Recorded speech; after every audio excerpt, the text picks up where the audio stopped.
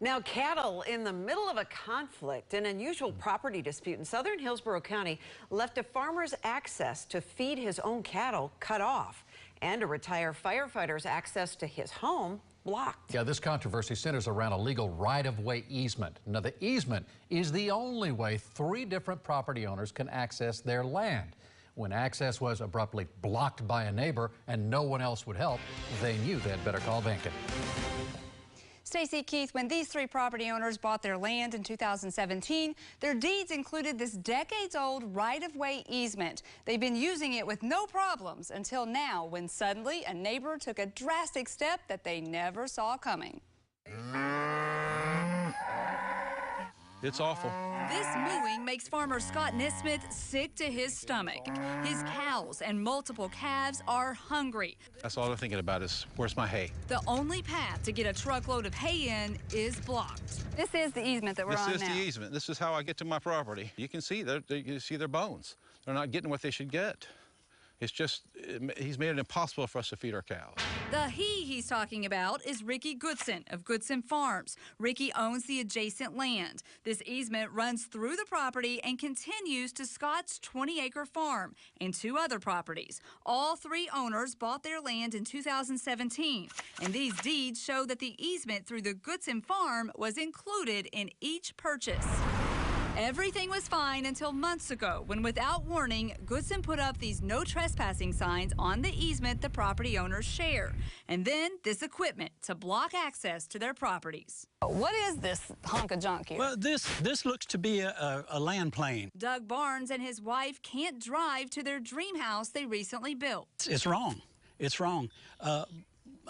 Do bullies rule the day? I mean, this guy is just doing this because he can. Doug tells me at first he was able to scoot the barrier over just enough to get his truck through. Then Goodson added this water container, making it impossible to pass. It's barbed wire all the way across to here. To get around this, Doug says he and his wife were forced to crawl through this barbed wire on the backside of his property and walk home through a field. This is what's called a cowboy gate. For now, a neighbor is allowing the use of this makeshift gate from their property, but it's only temporary. Just picture my wife doing this to go get groceries, pick up the kids, the grandkids. Back at Scott's land. Okay, I'm sorry. Sorry, babies. I'll get you as soon as I can. Would you have bought this property without an easement? No, not at all. It was part of the price that I paid for the property. And have you tried to reason with him? We have. Yeah. We've contacted him. He said to get a helicopter. That was his answer. That sounded ridiculous. So I called Ricky Goodson myself. And oh yes, that is his official statement. Okay, so you're saying his only access is Cody Road or to fly in? He did have one more idea. Or drill a tunnel. Okay. Okay. Goodson insisted that the property owner's deeds are all wrong and that they are supposed to access their properties through this nearby road that's clearly marked as a private road. He asked for proof that Cody Road is indeed private, so I texted him this email from the county property appraiser's office confirming the private road. Goodson's response? He sent me this picture of a dog. So I went to work to get to the bottom of this. I pushed, and the county looked it over for several days. And code enforcement decided the families do have a legal access to the easement. They cited Goodson and instructed him to remove the barricade. But to Scott, that can't come soon enough. I'm hoping that they're going to take some action soon because they know. Before my cows die. Before your cows die, absolutely. That'd be good. I'm too old to haul. I can't walk hay down here.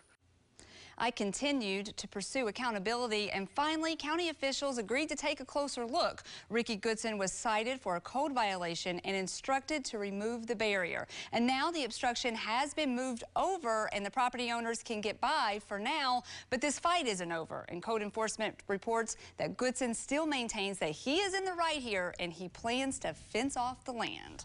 Even though he's already been through code enforcement and penalized for that, what are the consequences when it comes to code enforcement? Well, it's a good question. Goodson is scheduled to appear before the code board next Friday. It's worth noting that the no trespassing signs remain in the middle of the easement. Meanwhile, one of the farmers is suing Goodson in circuit court. So this is going to continue. Yeah, they say good fences make good neighbors, but in this case, I'm not so sure. I mean, these people need access. Yes. All right, we'll see how this turns out. Be interesting to watch. I know you'll stay on it. If you have a problem that needs solving, you better call Benkin. The telephone number 1-855-BENKIN, or you can reach her on Facebook at WFLA Shannon.